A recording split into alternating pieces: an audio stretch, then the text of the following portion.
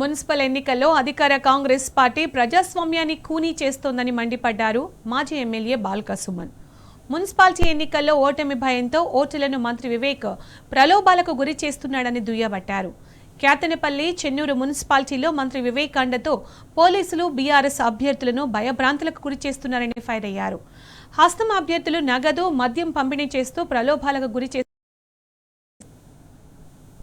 సంవత్సరాల పాలన పూర్తయి 3వ సంవత్సరం నడుస్తున్న తరుణంలో వాళ్ళు చెప్పుకోవడానికి ఏమీ లేక, వాళ్ళు ఇచ్చిన 6 గ్యారంటీలు అమలు చేయక, వాళ్ళు చెప్పిన 420 హామీలు అమలు చేయక, ఓటర్ల దగ్గరికి పోయే ముఖం లేక, వాళ్ళ కేవలం డబ్బులను, మద్యాన్ని, బెదిరింపులను, దాడులను, దౌర్జన్యాలను నమ్ముకొని ఎలాగైనా ఈ మున్సిపల్ ఎన్నికల్లో గెలవాలనేటటువంటి కుట్రలు చేస్తూ ఉన్నారు. ముఖ్యంగా మా చెన్నూరు నియోజకవర్గంలో 2 మున్సిపాలిటీల్లో చెన్నూరు కానీ క్యాతన్పల్లి కానీ, అదేవిధంగా మంచిర్యాల జిల్లాలో మంచిర్యాల మున్సిపల్ కార్పొరేషన్ కానీ, ఇక్కడ కూడా విపరీతమైనటువంటి దౌర్జన్యానికి అధికార పార్టీ నాయకులు, అదేవిధంగా వాళ్ళకి తొత్తులుగా పోలీసులు పనిచేస్తూ ఉన్నారు.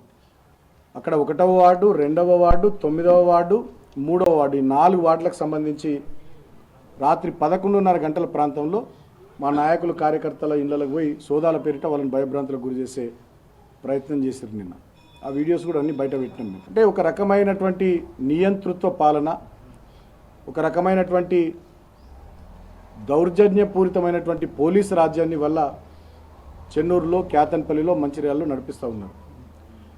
నిన్న సాయంత్రం తర్వాత ప్రచారం చేయొద్దు, కానీ ఇవాళ మంత్రి గారు క్యాతన్పల్లి మున్సిపాలిటీ పరిధిలోని 16వ వార్డులో, 13వ వార్డులో, 11వ వార్డులో తిరుగుతూ ఉన్నారు. ఇది మంత్రి గారి కారు, వివేక్ గారి కారు.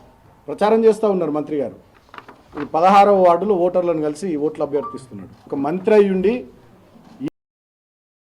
ఇవాళ ప్రచారం చేయొద్దు. 16వ వార్డులో కాంగ్రెస్ పార్టీ అభ్యర్థితో కలిసి ఓట్లు అభ్యర్థిస్తూ తిరుగుతూ ఉన్నాడు.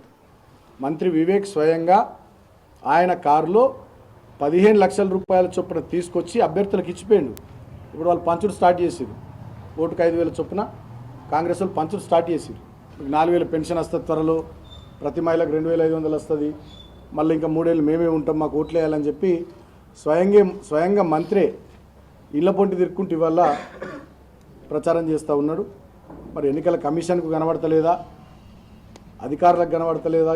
ఇదంతా తతంగం. మరి పోలీసులు ఏం చేస్తున్నట్టు?